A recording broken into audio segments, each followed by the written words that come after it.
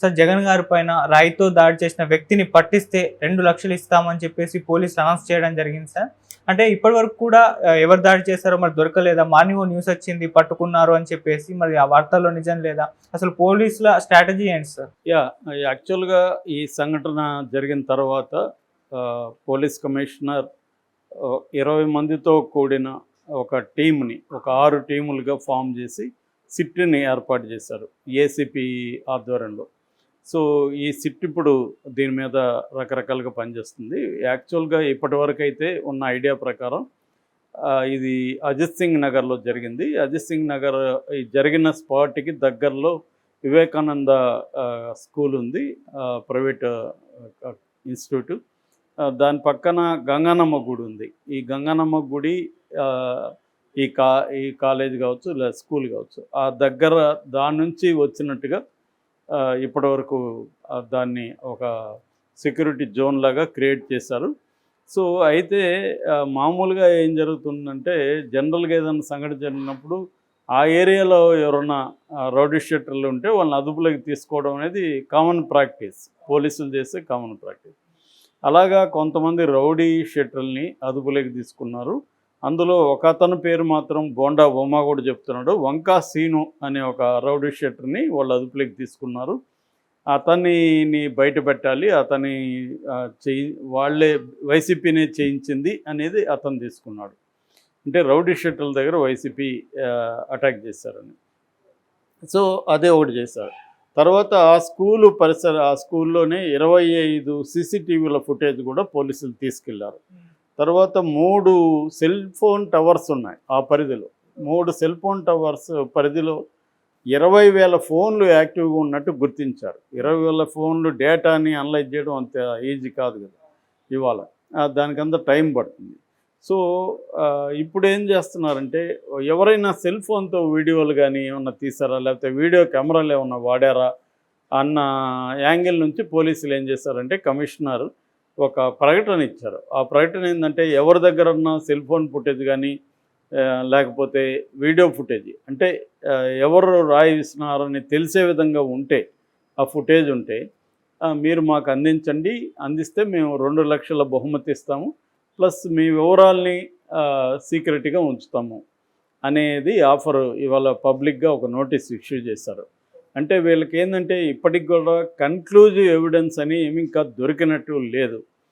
So ఈ conclusive evidence కోసం ఏం చేస్తున్నారంటే, ఇటువంటి ప్రకటన కూడా వాళ్ళు తీసుకుంటున్న చర్యల్లో ఇదొకటి అనమాట.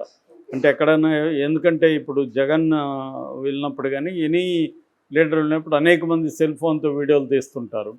సో అట్లా ఏమన్నా ఉన్నాయా, భయపడి వాళ్ళు ఇవ్వకుండా ఉంటే అలాంటి వాళ్ళ కోసం బహుమతి ఇస్తాము, ప్లస్ మిమ్మల్ని మేము సీక్రెట్గా కూడా ఉంచుతాము అన్న ఒక భరోసా ఇవ్వడం ద్వారా ఎవరైనా తీసుంటే వాళ్ళు భయపడకుండా ఇచ్చే అవకాశం ఉంది. రెండోది 2 లక్షలు డబ్బులు వస్తాయని కూడా ఇచ్చే అవకాశం ఉంది. సో ఇది కూడా రొటీన్గా చేసే కార్యక్రమం. మామూలుగా ఇలాంటి క్రైమ్ జరిగినప్పుడు జనరల్గా పాజిబుల్ స్పాట్ ఏది అనేది చూస్తారు. అట్లా ఇప్పుడు పాజిబుల్ స్పాట్ని రౌండ్ ఆఫ్ చేస్తారు. ఇప్పుడు ఆ ఏరియాలో ఉన్న రౌడీ షీటర్లను కూడా పోలీసులు అదుపులోకి తీసుకొని విచారిస్తున్నారు. అంటే వాళ్ళ వేరబోర్డ్స్, ఈ సంఘటన జరిగినప్పుడు వాళ్ళకి ఏమన్నా ఎలిబి ఉందా, ఎక్కడున్నారు ఏంటి, అవన్నీ కూడా తీస్తారన్నమాట. అంటే ఎవరు చేసి ఉండొచ్చు. రెండోది ఏంటంటే, దీన్ని పోలీసులు ఎలా చేస్తున్నారు, రాయి విసురుంటే ఆ రాయి అక్కడేం దొరకలేదు, కింద పడిపోయిందా ఏం తెలియదు. అంటే జగన్కి తగిలింది, తర్వాత వెల్లంపల్లి శ్రీనివాస్కి తగిలింది, ఇద్దరికి తగిలింది. సో ఇద్దరికి ఒకే రాయి తగిలిందా, ఇద్దరికి 2 రాళ్ళు తగిలాయా, అంటే రాయి విసిరారా రాళ్ళు విసిరారా, మిగతా వాళ్ళకైతే తగలలేదు. సో ఆ రాళ్ళు ఏమో బస్సు పైన లేవు, కింద పడిపోయిన అవకాశం కూడా ఉంది. అట్లా కాకుండా ఏమన్నా పెల్లెట్ గాయమా అనేది కూడా తెలీదు. పెల్లెట్ గాయమని ఇప్పుడు తెలుగుదేశం మీడియా కానీ, తెలుగుదేశంలో కొంతమంది వీళ్ళే జయించారని చెప్పడంలో కూడా వాళ్ళు కూడా ఒక క్లారిటీతో మాట్లాడట్లే. కొంతమంది ఏమో ఇప్పుడు ఈయనేమో బోండా మహేశ్వరరావు ఏమో రాళ్ళు వేయించారు రౌడీ షీటర్ల ద్వారా అని చెప్తున్నారు. ఇంకొంతమంది ఏమో ఫర్ ఎగ్జాంపుల్ ఇందాక నేను ఆంధ్రజ్యోతి ఆర్టికల్ చూసా, వాళ్ళేమో ఇది ప్లాన్డ్గా అక్కడే తగిలేట్టుగా చేశారని చెప్తున్నారు. అక్కడే తగిలేట్టుగా అంత అక్యురసీతో, పవర్ లేదు, అంత అక్యురసీతో ఎలా చేస్తారనేది ఒక సమస్య. దీనికోసం ఇంకొకటి తీసుకొచ్చారు, అదేంటంటే పెల్లెట్ అంటే ఎయిర్ గన్తో చేశారు అన్నారు. ఎయిర్ గన్ను ఎక్కడి నుంచో కొడితే అంత అక్యురసీతో తగులుతుందా అనేది కూడా డౌటే. మామూలుగా అక్యురసీ కావాలన్నప్పుడు టెలిస్కోపిక్ రైఫిల్స్ వాడుతుంటారు, స్నైపర్స్ అంటారు వాళ్ళని. స్నైపర్సు లాంగ్ డిస్టెన్స్ ఫైరింగ్ చేసేటప్పుడు టెలిస్కోపిక్ రైఫిల్ ఉంటుంది. ఆ రైఫిల్లో టెలిస్కోప్ ఉండడం వల్ల అది కనిపిస్తుంది అనమాట. అది కూడా అంత ఈజీ కాదు. అంటే చంపడం, గన్నుతో చంపడం కొంతవరకు ఈజీ, కానీ గన్ చంపకుండా కరెక్ట్గా తగలడం అనేది అంత ఈజీ కాదు. సో ఇది మనకి ఈ మధ్య అతడు సినిమా చూసి అందరికీ అలాంటి ఐడియాలు వస్తున్నాయి. బట్ రియల్ లైఫ్లో ఇట్స్ నాట్ దట్ ఈజీ. నాకు తెలిసి ఇండియాలో ఈ మధ్యకాలంలో ఎప్పుడు కూడా మన స్నైపర్ అటాక్స్ చూడలేదు. హాలీవుడ్ సినిమాల్లో అక్కడెక్కడ చూస్తుంటాం. రియల్గా అది కూడా ఏంటంటే ఆ విండ్, టెంపరేచరు ఇవన్నీ మీద ఆధారపడి ఉంటుంది. ఆ గాలి ఎట్లా వీస్తూ ఉంది, ఇవన్నిటి మీద, బుల్లెట్ వేగం, ఇవన్నీ క్యాలిక్యులేట్ చేసుకునే ఒక ఎక్స్పీరియన్స్ ఉండాలి వాళ్ళు. రెండోది ఇక్కడ పవర్ లేదు. పవర్ లేకుండా టార్గెట్ మీద కరెక్ట్గా ఎలా కొట్టారనేది సమస్య. లేదా వీళ్ళు 10 రాళ్ళు ఇసిరితేనా ఒకటి తగిలిందా, అలా పాసిబిలిటీ కూడా ఉండొచ్చు. ఒక ముగ్గురు కలిసి, నలుగురు కలిసి అందరూ రాళ్ళు ఇసిరేస్తే ఒక 2 తగిలాయి అనుకోండి ఇద్దరికి, ఒక 5 రాళ్ళు 6 రాళ్ళు వేస్తే అట్లా కూడా పాసిబిలిటీ ఉంది. అంటే మనం ఏంటంటే ఒకడే వేసాడని, అక్యురేట్గా వేసాడని ఇవన్నీ మనం ఊహించుకుంటున్నాం. అనేక ఇట్లాంటి జరిగినప్పుడు ఏంటంటే పాసిబిలిటీస్, ప్రాబబిలిటీస్ని అన్నిటినీ పరిగణలోకి తీసుకోవాలి. ఒకదానికి ఫిక్స్ అయిపోవద్దు. ఒకదానికి ఫిక్స్ అయిపోతే మనకి దాంట్లోనే కొట్టుమిట్టాడుతూ ఉంటాం అనమాట. మామూలుగా పోలీసు ఇన్వెస్టిగేషన్లో పాసిబిలిటీస్, ప్రాబబిలిటీస్, వైల్డ్ గెస్సెస్ కూడా చేస్తుంటారు వాళ్ళ అనుభవం నుంచే కాకుండా. సో అలాంటిది మామూలుగా వాళ్ళు ఏం చేస్తారు, చాలా పోలీస్ ఎంక్వైరీల్లో లేటరల్ థింకింగ్ మెథడ్ని అప్లై చేస్తారు. లేటరల్ థింకింగ్ అంటే మామూలు కన్వెన్షనల్ థింకింగ్లో గుడ్ బ్యాడ్ అనే క్రైటీరియాతో మనం చేస్తాం. ఇది మంచిదా కాదా అనేది ఆలోచిస్తాం. అట్లాగే బాగుందా బాలేదా అనేది కూడా ఆలోచిస్తాం. ఈ 2 ద్వారా మనం ఏదన్నా ఒకటి చేయాలనుకున్నప్పుడు ఇది బాగుందా లేదా, లేకపోతే ఇది మంచిదా కాదా అనేది ఆలోచిస్తాం. కానీ లేటరల్ థింకింగ్లో మంచిది చెడ్డది, బాగుంది బాగాలేదనేది వాళ్ళు ఆలోచించరు.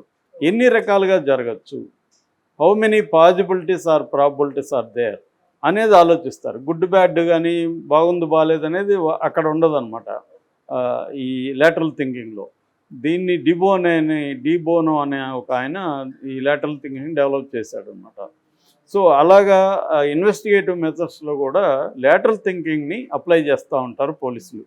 అంటే ఎన్ని రకాలుగా పాసిబిలిటీ ఉంది, ఈ ముందు అసలు రాయి విసిరాడా లేదా, పెల్లెట్ తగిలిందా లేదా, ఎరగన్నా, ఇవన్నీ ఒకటి. తర్వాత ఫస్ట్ ఏమో క్యాట్ బాల్తో రాయిని, అంటే పెద్ద లాంగ్గా ఉండే గులక రాయిని క్యాట్ బాల్తో కూడా, అది హైలీ ఎక్స్పీరియన్స్ ఉంటే కానీ చేయదు. మేమంతా కూడా చిన్నప్పుడు చేసేవాళ్ళం. సో అది అంత వెరీ డిఫికల్ట్ అది. సో అందులో చెకెట్ ఉంది. సో దానికి ఇది ఉండాలి. సో కానీ ఇవన్నీ వాళ్ళు పాసిబిలిటీస్ని ఒక్కొక్క పాసిబిలిటీని డిస్కస్ చేస్తూ వెళ్తున్నారన్నమాట. సో ఈ క్రమంలో ఏమన్నా వీళ్ళు సాధిస్తారనేది చూడాలి. ఏదేమైనా ఇది భద్రతా వైఫల్యంగా కేంద్రం కూడా గుర్తించిందని చెప్తున్నారు. అందుకనే జగన్కి ఇప్పటి వరకు ఏమంటే అక్కడ నైట్ క్యాంపు దగ్గర ఆక్టోపస్ విభాగం ఉంది. ఆక్టోపస్ అనే ఒక స్పెషల్ పోలీస్ విభాగం సెక్యూరిటీ ఉంది. ఇప్పుడు సిఐఎస్ఎఫ్ అంటే సెంట్రల్ ఇండస్ట్రియల్ సెక్యూరిటీ ఫోర్స్ అంటారు. ఈ సిఐఎస్ఎఫ్ని అక్కడ వినియోగిస్తున్నారు అన్నమాట. సో ఈ రోజు నుంచి సిఐఎస్ఎఫ్ రంగంలో ఉంటుంది జగన్కి. అట్లాగే పోలీసులు కూడా కొన్ని రకాల జాగ్రత్తలకి కల్పించడానికి కొన్ని సజెషన్స్ ఇచ్చారనమాట. అందులో ఒకటి ఏంటంటే పూలమాలలు కానీ క్రేన్స్ కానీ యూజ్ చేయొద్దండి. తర్వాత సెక్యూరిటీ కార్డన్ లేకుండా ప్రజల్ని కలవకండి అనేది కూడా వాళ్ళు చెప్పారు.